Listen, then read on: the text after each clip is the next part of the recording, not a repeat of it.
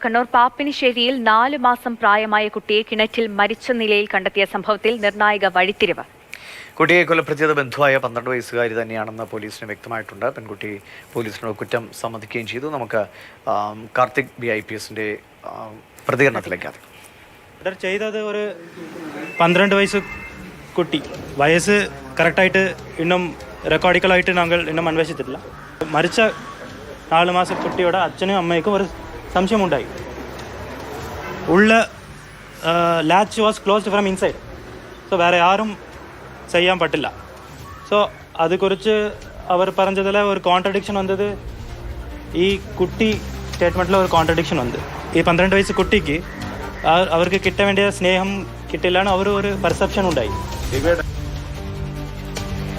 Felix Pulikkal വിവരങ്ങളുമായിട്ട്. Felix, ഇപ്പോൾ police തന്നെ വ്യക്തമാക്കിയിരിക്കുന്നു എന്താണ് ഇങ്ങനൊരു കൊലപാതകത്തിലേക്ക് പോകാൻ 12 വയസ്സുള്ള കുഞ്ഞിനെ പ്രേരിപ്പിച്ചത് എന്നാണ്. അപ്പോൾ 1 മണിക്കൂർ മുമ്പ് നമ്മൾ ഈ വാർത്ത പങ്കുവച്ചതാണ്. ഇപ്പോൾ കൂടുതലായിട്ട് എന്തെങ്കിലും എന്താണ് അടുത്ത നടപടികൾ എന്നതിനെ കുറിച്ചൊക്കെ പോലീസ് വിശദീകരിച്ചോ? ഈ കുഞ്ഞിപ്പോൾ എവിടെയാണുള്ളത്? അച്ഛനും അമ്മയും ഒക്കെ എവിടെയാണ്?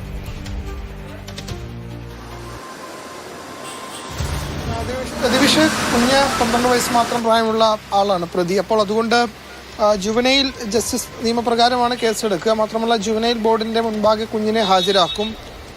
തുടർന്നാകും പിന്നീടുള്ള നടപടികൾ. അതിലും ഇപ്പോഴത്തെ സാഹചര്യത്തിൽ കുഞ്ഞിനെ വളപട്ടണത്തുള്ള പോലീസ് സ്റ്റേഷനിൽ തന്നെയാണ് ഉള്ളത്. അതിലും അതിനുശേഷമായിരിക്കും തുടർ നടപടികൾ ഏതായാലും ഉണ്ടാകുക. ഇപ്പോഴത്തെ സാഹചര്യത്തിൽ കുഞ്ഞും കുഞ്ഞിൻ്റെ അമ്മയും കുഞ്ഞിൻ്റെ അച്ഛനും ഒക്കെ ഒരുമിച്ചാണ് പോലീസ് സ്റ്റേഷനിൽ ഉള്ളത്. തുടർന്നായിരിക്കും ഈ നിയമ നടപടികളുടെ ഭാഗമായി കുഞ്ഞിനെ ജുവനൈൽ ബോർഡിൻ്റെ മുമ്പാകെ ഹാജരാക്കുക. അതിനുശേഷമായിരിക്കും പിന്നീടുള്ള തുടർ നടപടി. ഏതായാലും വളരെ ദാരുണമായ ഒന്ന് തന്നെയാണ്. കാരണം തനിക്ക് കിട്ടുന്ന സ്നേഹം അത് കുറഞ്ഞു പോകുമോ എന്ന ഭയത്താൽ ഈ ഒരു 12 വയസ്സ് മാത്രം പ്രായമുള്ള കുഞ്ഞ് അവരുടെ ബന്ധുവായ ഈ 4 മാസം പ്രായമുള്ള കുഞ്ഞിനെ കൊലപ്പെടുത്തുക എന്നത് പോലീസിന് ആദ്യം തന്നെ ഇത് സംബന്ധിച്ച സംശയമുണ്ടായിരുന്നു. കാരണം ഇതര സംസ്ഥാന തൊഴിലാളികളടക്കം താമസിക്കുന്ന ഒരു കോട്ടേഴ്സിലാണ് ഈ സംഭവം നടന്നത്. പക്ഷേ അവിടേക്ക് പോകാതെ കുടുംബത്തിൽ തന്നെ ഇത് സംഭവിച്ചിരിക്കാം എന്നൊരു നിഗമനം പോലീസിന് ആദ്യം തന്നെ ഉണ്ടായിരുന്നു. മാത്രമല്ല ഈ കുഞ്ഞിലേക്ക് കാര്യങ്ങൾ എത്തുന്നത് കുഞ്ഞ് തന്നെ പോലീസിന് ഒരു മൊഴി നൽകി. അതായത്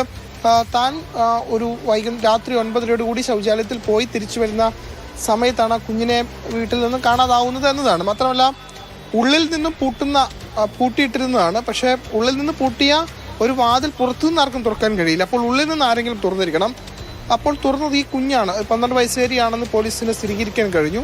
അങ്ങനെ കുഞ്ഞിനെ ചോദ്യം ചെയ്തപ്പോഴാണ് താനാണിത് ചെയ്തത് എന്ന് കുഞ്ഞ് തന്നെ പോലീസിനോട് സമ്മതിച്ചു. ഏതായാലും ഇത് സംബന്ധിച്ച് ഇനിയിപ്പോൾ കൂടുതൽ അന്വേഷണത്തിനൊന്നും ആവശ്യമില്ല. തുടർ നടപടികൾ എന്ന നിലയ്ക്ക് കുഞ്ഞിനെ ജുവനൈൽ ജസ്റ്റിസ് ബോർഡിന് മുമ്പാകെ ഹാജരാക്കുക എന്നതാണ്. അതിനുശേഷമായിരിക്കും ഇനിയുള്ള നടപടികൾ. ഏതായാലും ഈ സംഭവത്തിൽ ബന്ധുക്കളടക്കം പറയുന്നത് ഈ മുത്തു എന്ന ആളുടെ ഭാര്യയ്ക്കും ഏറെ നാളത്തേക്ക് ശേഷമാണ് ഈ കുഞ്ഞുണ്ടായത്. അതിന് 4 മാസം മാത്രമാണ് പ്രായം.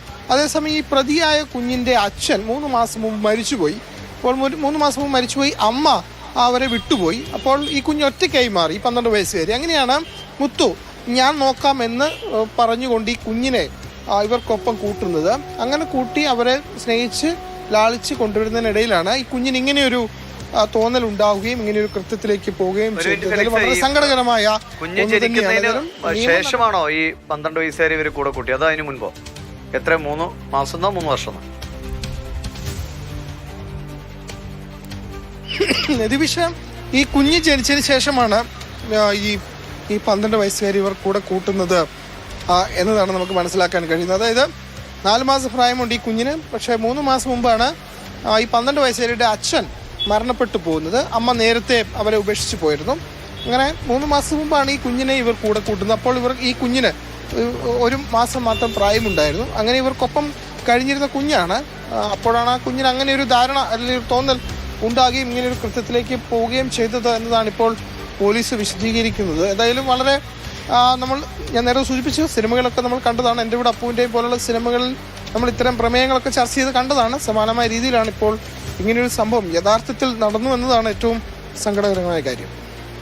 ശരി ഫെലിക്സ്. പക്ഷെ ആ കുഞ്ഞ് ജനിച്ച ശേഷമാണ് ഈ കുട്ടി ഉണ്ടെന്ന് ഞാൻ ആദ്യം നമ്മൾ കഴിഞ്ഞ മണിക്കൂറിൽ പങ്കുവച്ചപ്പോൾ വിചാരിച്ചു. ഒരുപക്ഷെ കഴിഞ്ഞ കുറച്ച് വർഷങ്ങളായി ഈ മകൾ ഇവരുടെ ഒപ്പം ജീവിക്കായിരിക്കും. പിന്നീട് ഒരു കുഞ്ഞ് ജനിക്കുമ്പോൾ പെട്ടെന്ന് കുട്ടികളിൽ ആ ഒരു വികാരം ഉണ്ടാവുകയും ചെയ്യാം. പക്ഷെ ഇത് ആ കുഞ്ഞ് എത്തുമ്പോൾ തന്നെ ഈ ചെറിയ കുഞ്ഞ്, അന്ന് 1 മാസം പ്രായമുള്ള കുഞ്ഞുണ്ട്. ഈ ഒരു 12 വയസ്സുകാരിയുടെ ഒരു അവസ്ഥയും, അച്ഛൻ നേരത്തെ മരിച്ചു പോകുന്നു, അമ്മ ഉപേക്ഷിച്ചു പോകുന്നു. അപ്പോൾ ഒരു അഭയമായത് പിതാവിന്റെ സഹോദരനാണ്. അപ്പോൾ ആ സ്നേഹം പങ്കുവെച്ച് പോകുമോ എന്നൊരു പേടി, അല്ലെങ്കിൽ ആ ഒരു ചിന്തയിൽ നിന്നായിരിക്കും ഇങ്ങനൊരു കൊലപാതകം, 4 മാസം മാത്രമുള്ള ഒരു കുഞ്ഞിനെ കൊലപ്പെടുത്തുന്ന ഒരു രീതിയിലേക്ക് ആ കുഞ്ഞെത്തിയത്. എന്തായാലും ജുവനൈൽ ജസ്റ്റിസ് പ്രകാരമുള്ള നടപടികളിലേക്കാണ് പോലീസ് പോകുന്നത്. കൂടുതൽ ഇനി വേറെ അന്വേഷണങ്ങളുടെ ഒന്നും സാധ്യത അവിടെ ഇല്ലാതാണ്. ഫെലിക്സ് പുളിക്കലാണ് വിശദമായ വിവരങ്ങൾ നൽകിയത്.